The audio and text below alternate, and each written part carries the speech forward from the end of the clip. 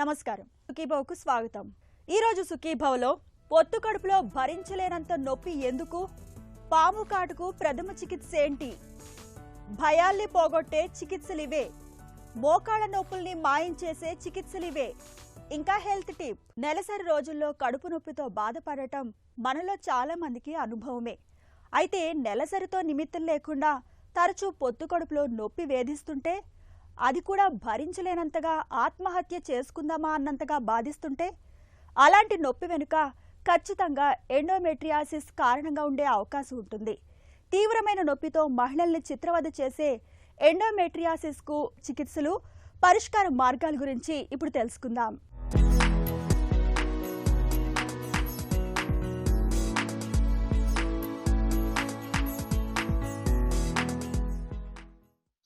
Endometrium పొర ఇది స్త్రీ గర్భాశయం లోపల ఉండే ఒక అద్భుత నిర్మాణం. నెల నెల హార్మోన్ల ప్రేరణకు స్పందిస్తూ గర్భాశయం గోడలకు ఆనుకుని ఈ పొర మందంగా పెరుగుతుంది. ఒకవేళ మహిళ గర్భం ధరిస్తే చిన్ని నలుసుకు స్వాగతం పలికేందుకు, అది గర్భంలో కుదురుకునేందుకు సిద్ధమయ్యే చక్కటి పాన్పు ఇది. ఒకవేళ మహిళ గర్భం ధరించకపోతే ఇది విడిబడి ఋతుస్రావం రూపంలో బయటకు వచ్చేస్తుంది. ఋతుక్రమంలో భాగంగా మళ్ళీ ఈ పొర పెరగటం ఆరంభమవుతుంది. స్త్రీ శరీరంలో ఇది నెల నెల నిరంతరాయంగా జరుగుతుండే సహజ సిద్ధమైన ప్రక్రియ. కానీ కొందరు స్త్రీలలో ఈ ఎండోమెట్రియం పొర గర్భాశయం లోపలే కాదు, దాని బయట కూడా పొత్తి కడుపులో అక్కడక్కడ ఇతరత్రా చోట్ల పెరుగుతూ నొప్పితో పాటు తీవ్ర సమస్యలు తెచ్చిపెడుతుంది. దీని పేరే ఎండోమెట్రియోసిస్. మన యూట్రస్కి సంబంధించినది ఇన్నర్ లైనింగ్ని ఎండోమెట్రియం అంటాము. ఇది ఒకవేళ ఈ సెల్స్ మనకి యూట్రస్లో లోపల లేకుండా ఒక్కొక్కసారి మనకి ఓవరీస్ మీద ఉండటము, లోపల అబ్డొమెన్లో ఉండటము, అండ్ రేర్లీ ఒక్కొక్కసారి లంగ్లో ఉండటము జరుగుతూ ఉంటుంది. సో ఈ ఎండోమెట్రియం అనేది మన ఫీమేల్ హార్మోన్స్కి ఎగ్ రిలీజ్ అయినప్పుడు ఆ ఫీమేల్ హార్మోన్స్ ఎఫెక్ట్ వల్ల అది యాక్టివేట్ అవ్వటం జరుగుతూ ఉంటుంది. So every month endometrial lining మనకి ఇంక్రీజ్ అవుతూ పీరియడ్స్ వచ్చినప్పుడు అది షెడ్ అవుట్ అయిపోతూ ఉంటుంది. సో ఇలాంటి ఎండోమెట్రియల్ సెల్స్ మనకి యూట్రస్లో కాకుండా బయట కనపడ్డప్పుడు అవి ఆ సెల్స్ యాక్టివేట్ అయ్యి అక్కడ కూడా మనకి చెడు రక్తం అనేది అక్కడ కలెక్ట్ అయ్యి ఎండోమెట్రియోసిస్ అనేది ఫామ్ అవుతుంది. కొంతమందికి మనము జెనెటిక్ పరంగా చూస్తూ ఉంటాము, కొన్ని ఫ్యామిలీస్లో రన్ అవుతుంది. బట్ డయాబెటీస్ లాగా ఇంత ఖచ్చితమైన పర్సంటేజ్లో వస్తుందనేది అనేది ఏమీ లేదు. సో బేసికలీ ఎండోమెట్రియోసిస్కి గల కారణాలు ఇంకా ఖచ్చితమైన రీజన్స్ ఇంకా కనిపెట్టలేదండి. ఎండోమెట్రియోసిస్ జనరల్లీ సిమ్టమ్స్ అనేది సైక్లికల్గా పెయిన్ఫుల్ పీరియడ్స్ రావటము, అండ్ పీరియడ్స్ అప్పుడు డిస్కంఫర్ట్, అబ్డొమెన్లో డిస్కంఫర్ట్ రావటము, అండ్ కడుపులో కొద్దిగా వికారంగా ఉండటము, గ్యాస్ ప్రాబ్లం రావటము, ఆర్ మోషన్లో ప్రాబ్లం రావటము, ఇలాంటివి చూస్తూ ఉంటాము. అండ్ స్పెషల్లీ అది సైక్లికల్గా వస్తుంది, అంటే పీరియడ్ టైంలో ఎక్కువ అవ్వటం, మళ్ళీ పీరియడ్ తగ్గగానే 2-3 రోజులకి అది తగ్గటము చూస్తూ ఉంటాము. అండ్ ఒక్కొక్కసారి ఏంటంటే ఈ ఎండోమెట్రియోసిస్ వల్ల చాలా సెక్స్లో చాలా పెయిన్ఫుల్గా ఉండటము, అండ్ వాళ్ళకి ఫర్టిలిటీ ఇష్యూస్ ఉండే అవకాశాలు ఉంటాయి. ఒక్కొక్కసారి వాళ్ళకి అవి పెద్ద సిస్ట్లు ఫామ్ అయిపోయి ఆ సిస్ట్ల వల్ల వాళ్ళకి పీరియడ్ ఇష్యూస్ కూడా ఇంకా ఎక్కువ కావటము, అవన్నీ చూస్తూ ఉంటాము. గర్భాశయం లోపలే ఉండాల్సిన ఎండోమెట్రియం పొర దాని వెలుపలకు ఎందుకు వస్తుందో, ఇతరత్రా అవయవాలపై ఎందుకు అతుక్కుని ఉంటుందో ఖచ్చితంగా తెలియదు. బహిష్టు సమయంలో వెలువడే స్రావం ఫెలోపియన్ ట్యూబుల ద్వారా కొంత వెనక్కి వెళ్ళి పొత్తి కడుపులో చేరొచ్చు.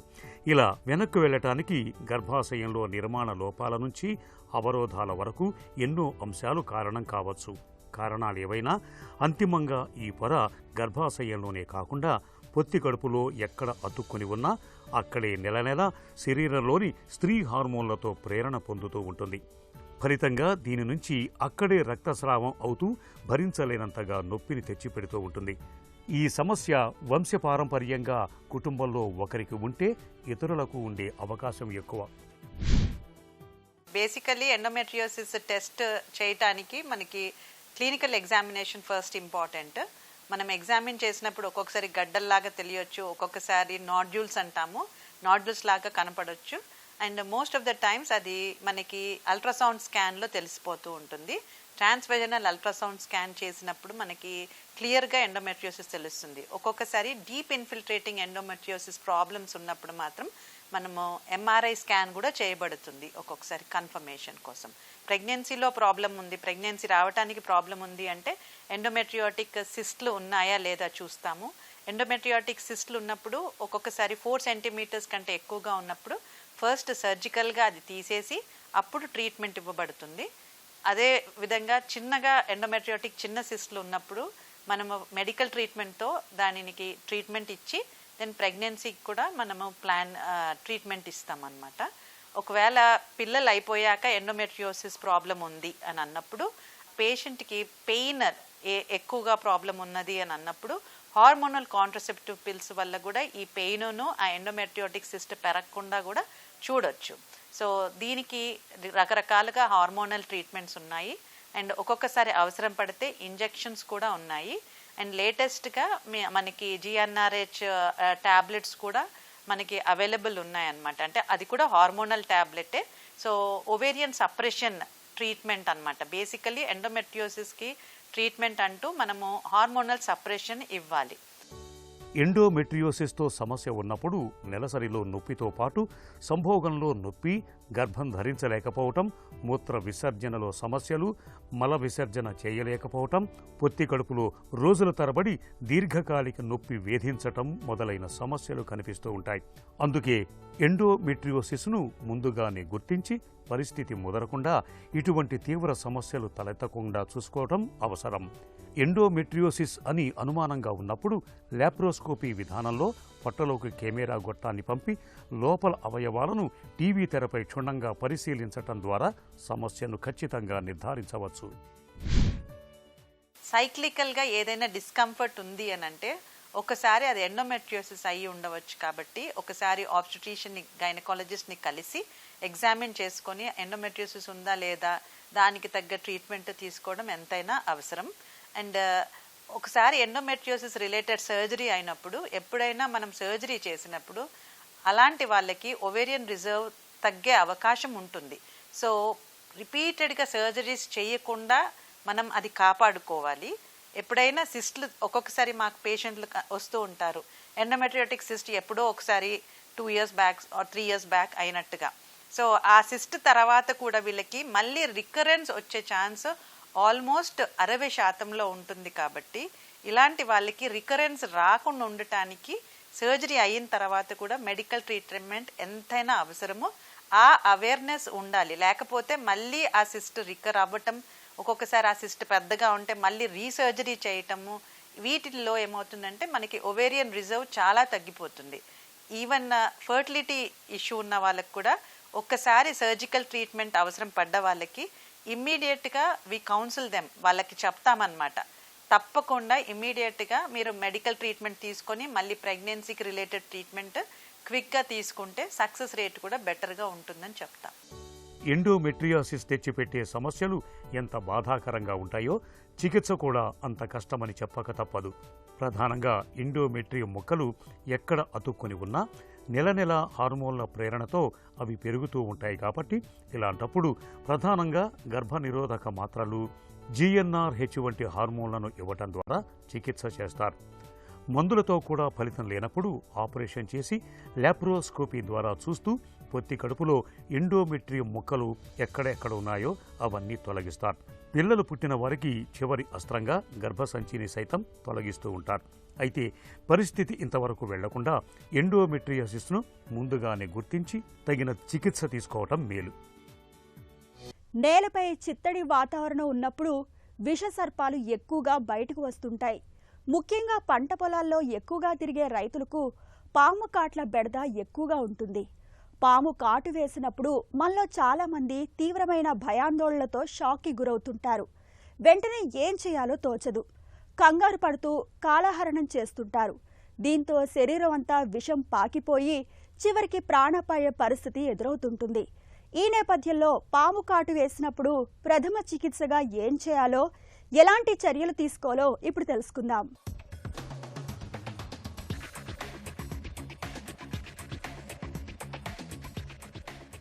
కాటు వేసింది విషసర్పం కాకపోయినా ధైర్యాన్ని కోల్పోవడం వల్లనే ఎక్కువ మరణాలు సంభవిస్తున్నాయి. కాబట్టి పాము కాటుకు గురైన వారు ధైర్యంగా ఉండాలి. పాము కాటు వేసిన శరీర భాగాన్ని సబ్బునీరు లేదా యాంటీసెప్టిక్ లోషన్తో శుభ్రపరచాలి. సాధ్యమైనంత వరకు ఆ భాగాన్ని కదిలించకూడదు. నొప్పి తగ్గేందుకు ఎలాంటి మందులు వాడకూడదు. పాము కాటు వేసిన చోట కొద్దిసేపు ఐస్ ముక్క ఉంచడం మంచిది. కాటు వేసిన భాగం నుంచి నోటితో విషాన్ని పీల్చడం, ఆ ప్రాంతంలోని కణజాలాన్ని కత్తితో కోసి తొలగించడం మంచిది కాదు. కేవలం వైద్యుని పర్యవేక్షణలోనే ఈ పనులు చేయాలి. పాము కాటు వేసిన భాగానికి కొంచెం పైన గుడ్డముక్క లేదా తాడును గట్టిగా కట్టాలి. దానిని 10 నుండి 15 నిమిషాలకొకసారి వదులు చేసి మళ్లీ బిగించాలి. శరీరంలోకి తక్కువ విషం చేరితే మరణం సంభవించదు. పాము అంతకుముందే వేరొక మనిషిని లేదా జంతువును కాటువేసి ఉంటే రెండోసారి కాటు వేసినప్పుడు తక్కువ విషం విడుదలవుతుంది. పాము కాటుకు గురైన వారిని త్వరగా వైద్యుని వద్దకు తీసుకెళ్లాలి. కాటు గుర్తుల్ని బట్టి అది విషసర్పమా కాదా అనేది వైద్యుడు నిర్ధారిస్తాడు. విషసర్పమైతే యాంటీస్నేక్ వీనం ఇస్తారు. విషసర్పం కాకపోయినా నొప్పి తగ్గి గాయం మానడానికి చికిత్స అందిస్తారు. మానసిక సమస్యల్లో చాలా తరచుగా కనబడేది, ఎక్కువ మందిని వేధించేది, జీవితాల్ని ఇబ్బందికరంగా మార్చేది ఏదంటే ఫోబియా. ఫోబియా అంటే ప్రధానంగా భయం. అది కూడా అర్ధరహితమైన భయం. సాధారణంగా ఎవరూ భయపడని, ఎవరికీ భయం కలిగించని వాటి గురించి భయపడడమే ఫోబియా. కొంతమందికి ఎత్తైన ప్రాంతాలకు వెళ్లడం అంటే భయం, మరికొందరికి నీళ్లంటే భయం, ఇంకొందరికి 10 మందిలోకి వెళ్లడం అంటే భయం. మరి ఈ రకమైన భయాల్ని అధిగమించేదెలా? ఎలాంటి వైద్య సాయం తీసుకోవాలి? మొదలైన వివరాల గురించి ఇప్పుడు తెలుసుకుందాం.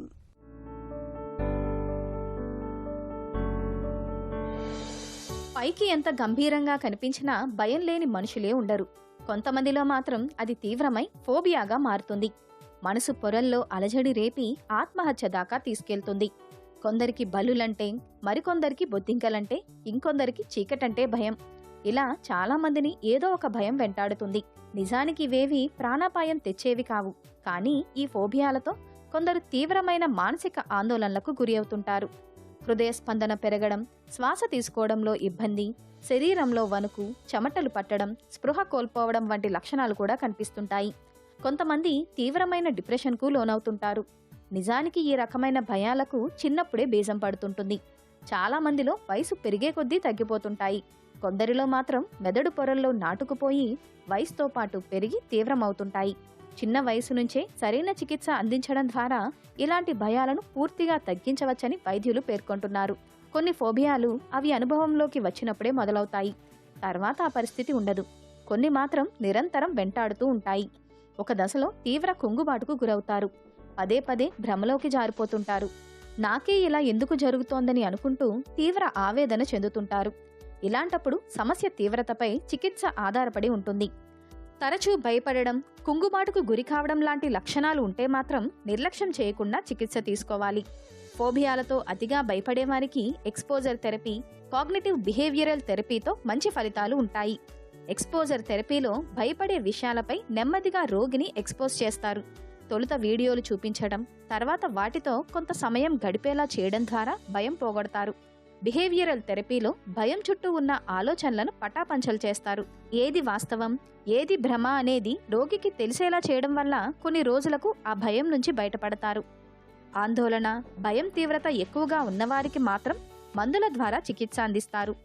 ఇక నిత్య జీవితంలో చురుగ్గా ఉండడం, పోషకాహారం తీసుకోవడం, తగినంత నిద్రపోవడం, మద్యం, మాదక ద్రవ్యాల జోలికి వెళ్లకపోవడం, ఇతర వ్యాపకాల్లో నిమగ్నం కావడం వల్ల క్రమేపీ ఈ ఫోబియాల నుంచి దూరం కావచ్చు. మోకీళ్లు అరిగిపోయినప్పుడు, నొప్పులతో నిత్య జీవితం దుర్భరంగా మారినప్పుడు కీలు మార్పిడి చేయించుకోవడం ఒక్కటే మన ముందున్న పరిష్కారం. అయితే మోకీలు మార్పిడికి ప్రత్యామ్నాయంగా ఇటీవల కాలంలో అనేక ప్రత్యామ్నాయ చికిత్సలు మనకు అందుబాటులోకి వస్తున్నాయి. మోకీళ్ల అరుగుదల తొలిదశలో ఉన్నప్పుడు మందులు, స్టెమ్ సెల్స్, PRP థెరపీల సాయంతో మోకీళ్లలో తిరిగి గుజ్జును పెంచే సరికొత్త చికిత్సలు ఇప్పుడిప్పుడే ప్రాచుర్యం పొందుతున్నాయి. ఈ నేపథ్యంలో మోకీలు మార్పిడికి ప్రత్యామ్నాయంగా పురుడు పోసుకుంటున్న ఆధునిక చికిత్సల గురించి డాక్టర్ని అడిగి ఇప్పుడు తెలుసుకుందాం.